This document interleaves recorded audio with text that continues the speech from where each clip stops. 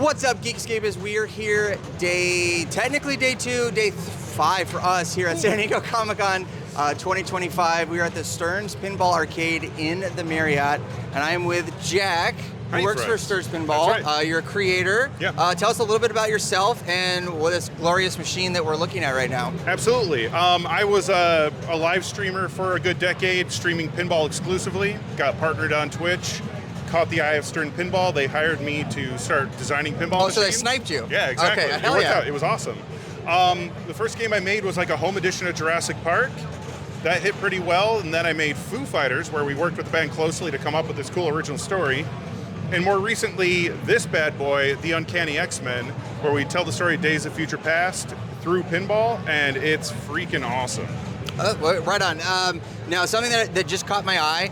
Do you have like a team of original artists that do these graphics? What's this called again? The back? This is the LCD screen. This is the back glass. That's back glass. This whole thing is called the back box. Got back box, that's it. It takes a village to make this, right? Okay. So as the lead designer, I'm sort of giving a broad stroke of everything that needs to happen. Okay. And then we work closely with engineers, with artists, with animators, with the wiring electrical people, all to bring together this like impossibly hand-built amazing toy. Yeah, and that's one thing that has always intrigued me with pinballs is just how complicated and like a literal balancing act. You know, you got levels on there to make sure. What do you think is the hardest thing from start to finish making a table like this? Man, it's hard to pick just one because really it's, like I said, every sort of talent is needed to create what's going on here. Making sure the shots feel good is sort of on my plate to, get the angles just right, making sure things aren't rattling too much, working closely with my engineer to make sure we can manufacture what I just made. Oh, okay. Because very easily I can create something like, hey, the ball does this and it flips around, does that. We're like, yeah, but we have to make thousands of these, so how do we manufacture that? Yeah, and that's something that the mass production part of it, you could probably make a one-off. Oh, a one-off, we could make this thing transform into a robot and fly away, but you're not going to afford it, right? Yeah. So, it takes a lot. It's like, if you look down at this game, we've got a giant sentinel head. This thing moves up and down out of the playfield. You could break his jaw away. Oh, okay. Inside of his mouth is a kicking target, so if you shoot in there just right, it fires it back at you. The sentinel hand here actually pulls down and breaks this wire form in half.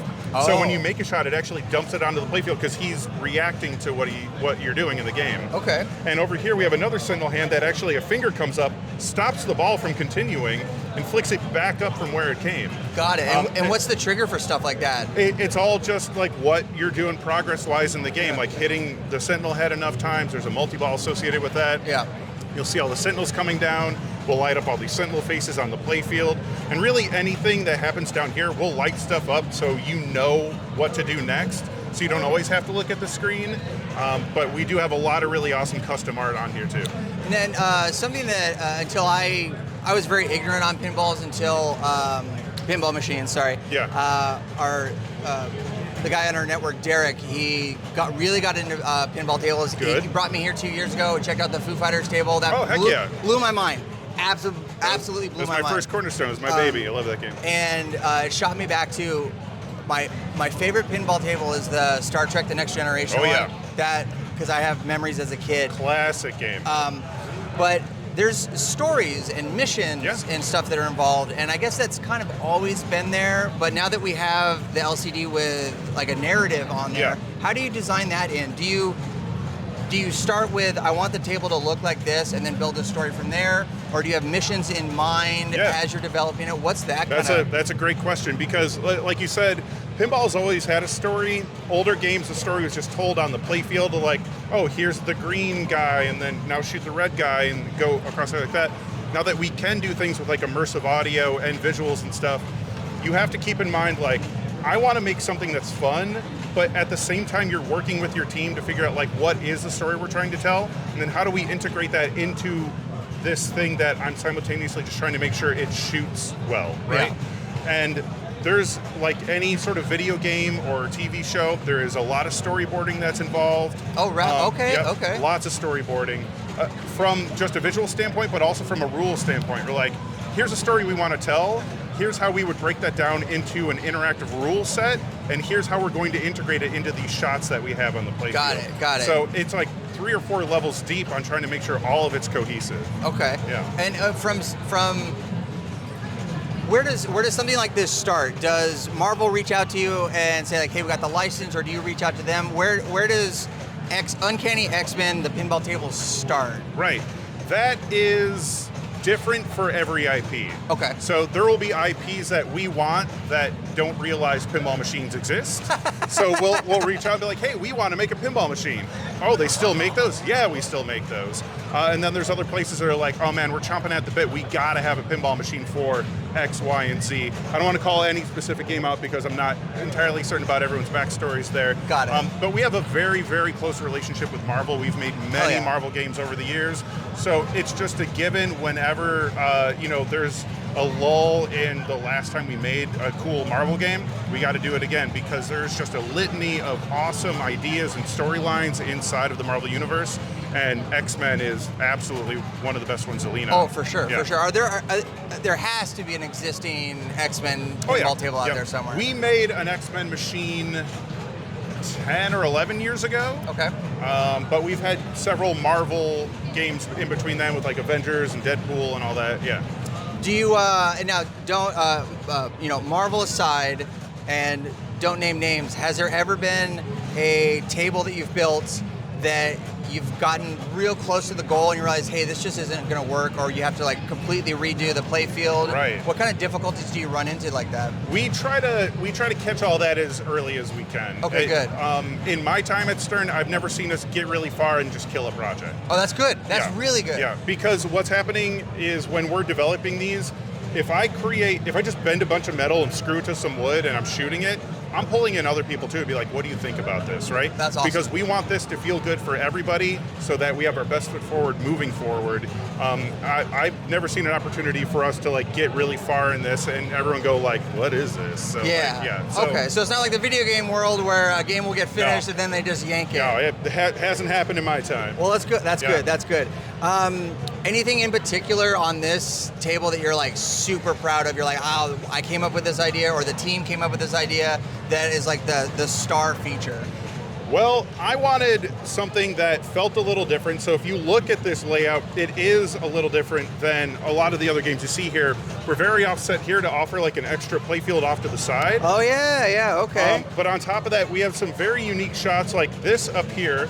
If you shoot up here, it cuts around, rolls without a ball guide backwards up this ramp, cuts around again, comes down to the flipper. So it does like a figure 8 to make that shot. Okay. And then another unique shot is coming up through here, cuts over, crosses the entire playfield up this side ramp, comes down behind the flippers, up into this little play area here. That's so wild. I tried making some very unique shots that are very fun to hit. They're not too dangerous. And as far as mechanically, like this device here, you'll see it's sort of like an elevated captive ball, right? Yeah. So there's a target down there that you hit, and it's sort of like a reverse hammer where, depending on how hard you hit it this way, it'll come back smacking that ball, and the power you put into it is transferred up here, and it varies on what you get as a reward. Okay, there. and that hammer down there all the way at the bottom? Yep, you push that in, and this captive ball smacks like that. I built this prototype out of just the most random garbage I had laying around the studio and just started like throwing balls at it as the proof of concept to have my engineer go, okay, maybe this could be a thing. Yeah. And that brings up another question. You were explaining the geometry and the math behind it. Do you guys use CAD at all, or is it all manual? What's that like? It's a mixture of several different things. I will build stuff by hand, and then I'll start measuring stuff, and I will build stuff in CAD to like get it to a close enough approximation. And then my engineer transfers that to SolidWorks to make it a full 3D model that we work from, and we build our bill of materials and everything out of that. That's where all of our manufacturing schematics come from. But CAD is just sort of an in-between for what's going on. So there's still a lot of like hand crafting, bending the wire, because checking everything. On paper, you could draw all this on paper and just look at it and go, this is going to play great. And then when you build it, it's going to be the most rattly, like clanky thing. It's just something about pinball, it needs to be built first to understand how it's going to play. Now, is there? I know there's the home kits where folks can like import their own digital play fields and everything. Do you use simulation software in the creation process, or is it all print it and then throw a ball at it? So that is a great question. I do use a simulation software to try to get an idea of like if I'm making really wacky stuff. The iteration process is a lot quicker than building something, scrapping an entire piece of wood and metal, and trying again. I don't know that anyone else uses simulation software. It's just something I'm comfortable using in order to like iterate a lot faster. Got it. Right on. Yeah, man, I have a litany of like nerd questions for you. Do you have to?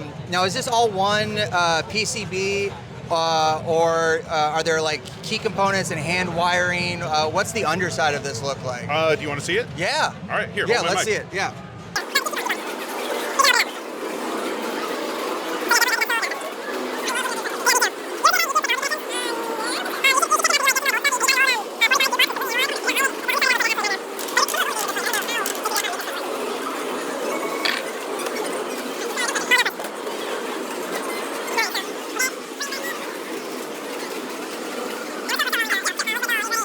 All right, cool. So we opened it up. Thanks for the break. This is fucking awesome. Yeah, right. So you can see here, it's not just one giant PCB. We'll have like a couple of smart boards in here. So they'll have lights on them, but they'll also have like throughputs and stuff.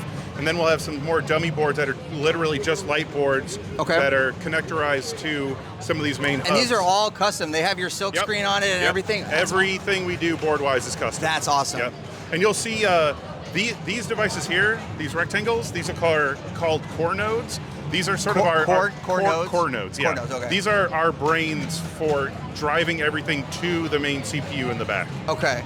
And then what? Damn, there's a lot here. So we got... this is the Sentinel head. Yeah. That's so you can see there's a motor to drive it up and down. There's a coil here to pull the jaw down, and then inside the head is a coil to fire the kicking target that's inside the mouth. Now, when you're designing a play field, has there ever been a time, or do you keep in consideration for what the wiring harness looks like? The entire time you're designing. Oh, got it. Yeah. Okay. What are some difficulties that you got to keep in the forefront of your mind? There's certain spatial constraints, like certain boards and electronics can't be too close to each other because they'll arc potentially, there is also a very strong need to make sure everything is serviceable.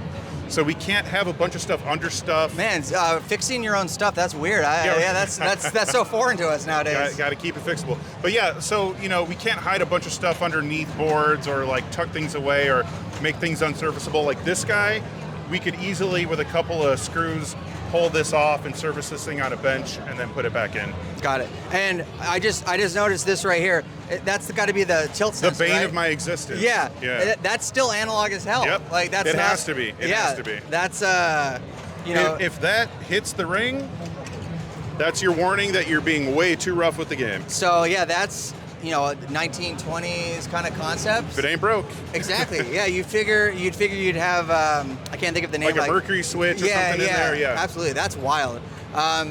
Is there, when you're getting to this point and you're doing like the component layout, has there ever been anything where you're like, I got a great idea, or there's this component out there that could make this effect on the play field, like mostly like motors and PCBs or anything? Has there been any like wacky component that you've gotten from like Mauser or anything? And oh yeah, we try to make sure we're using everything that's in house so that if a light board breaks here, or if a light board breaks on Dungeons and Dragons or whatever, it's all the same part, so it's easy to have parts on hand to make sure it's easily replaceable or fixed. And do you guys manufacture all your components, or? Yeah, all of this stuff. You can even see Sterns are wrapped on all of our coils. That's awesome. Yeah. That's really cool. All right. Well, yeah. Thanks for showing this part. Yeah, and absolutely.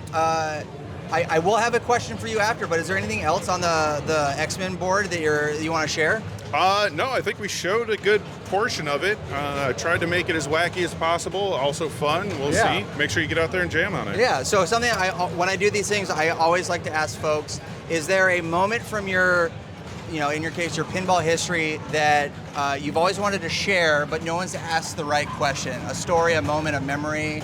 Wow, yeah, that's tough. Yeah. Something that sticks out in your mind. You're like, oh, this was like the pinnacle of my career, or this is like my favorite memory. A note I will make is I didn't realize until I got really deep into pinball just how big the reach is for pinball. Like all walks of life. Like Ed Robertson of the Bare Naked Ladies sends me memes to my phone because he's a pinball fan, right? It just like the folks you meet in pinball, it could be anybody. Most of them are freaking amazing, and I was blown away by how cool this community is. So, yeah, that's awesome. Well, that's it for me, Geekscapists.